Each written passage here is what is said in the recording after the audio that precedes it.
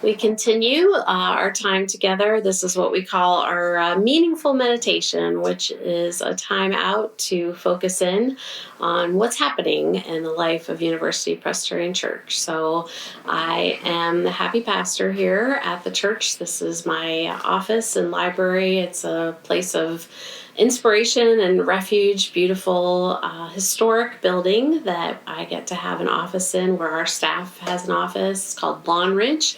If you're ever in the neighborhood, would love to give you a tour. Has a lot of personality and a lot of history.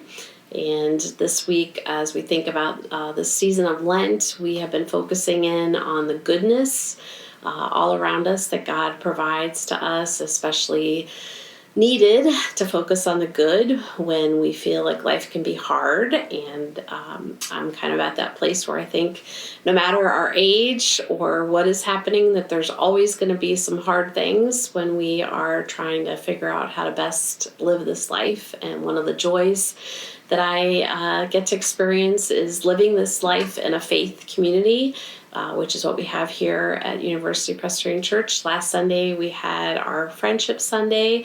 We were kind of living on the edge because we had a windstorm that had knocked out our power, and it was restored just in time for us to have the service. And it was really a beautiful day of connection with our chili soup cook-off. So huge thanks to everybody that made that day possible. And now we are turning the corner to this fifth Sunday of Lent. And we are looking at a gospel story from the book of John, chapter 8. And this is the story of what's sadly called the adulterous woman. It's a situation that Jesus comes upon, and where a woman who has been found to be in an adulterous relationship is going to be stoned. And so Jesus challenges the crowd that day that they should put down their stones, because all of us have come to places where we have made poor decisions and disappointed God and ourselves. And so this is a story really of Jesus' incredible justice for everyone, and that he's saying to them, let's be just to this woman, and let's also think about mercy, that all of us have done things that have not been helpful for humanity. And are we in a place that we will forgive? And Jesus is always wanting to walk that road with us. And so it's a beautiful story. It's a hard story. And it is paired with the story from the prophet Isaiah in the Old Testament, who talks about the importance of creating a new thing.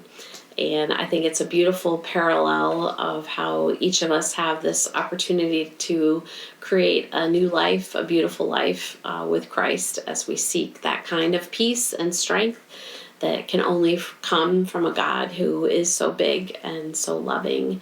So I hope this will be a Sunday of opportunity for you to experience this mercy that is so rich. And it especially, I think, speaks a lot to us as children of parents, or if we are parenting ourselves right now, or grandparenting.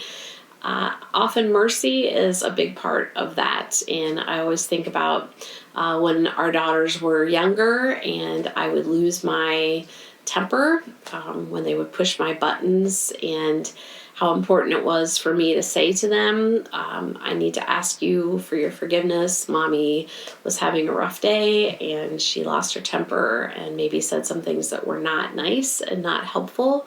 And so it really doesn't matter where we are age-wise, that there's always times in our life when it's important to recognize how we have done things that are hurtful, and the importance of asking for forgiveness, and also being on that end of extending mercy and love and forgiveness to other people. So we hope that this will be a helpful time for you. We continue to work through our devotional book.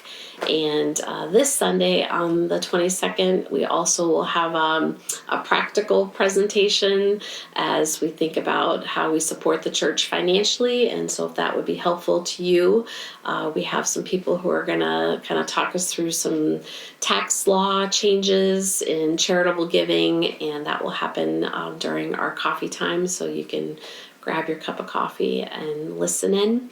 And then want to encourage you to think about Palm Sunday, which is the last Sunday of this month, and a time in which we think about Jesus' entry into Jerusalem for that last week of his earthly life, and that will begin us on that road of Holy Week, which is a most amazing, meaningful, helpful, challenging week as we think about all the emotions of Jesus being betrayed by his disciples, going to the cross, and the joyful resurrection on Easter morning and celebrating his life and victory over death. And so we will have a special service that Thursday night at 6 o'clock, which we call Maundy Thursday. Maundy is the Latin word for a new commandment, which is what Jesus gives the disciples that night, to love one another. And then on Friday, we'll have a service at 7 p.m. in the sanctuary. So Maundy, Thursday, 6 p.m. with soup and bread and a service together.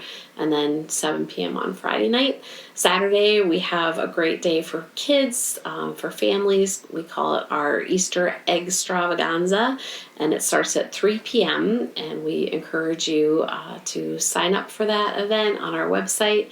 And also, if you would like to help that day, we could really use your help. And also, Sunday morning, we have a sunrise service at 7 a.m., hopefully outside, and then at 10 a.m. is our traditional service in the sanctuary, followed by a very festive brunch provided by our Membership Life Committee. So those are some things happening from the world of youth. Do want to encourage you to bring your returnable cans, as they will be redeeming them to earn funds to give for an area, a charity Lighthouse that is building a new shelter for those who are unhoused. And so if you can bring your items, that would be great. And we so appreciate all the ways that you support our faith community here. And if you ever have questions or want to learn more, please don't hesitate to reach out, and be happy to help you with any questions that you might have. So blessings and peace as we continue this journey of Lent together, and we'll hope to see you this Sunday, March 22nd at 10 o'clock. Peace to you.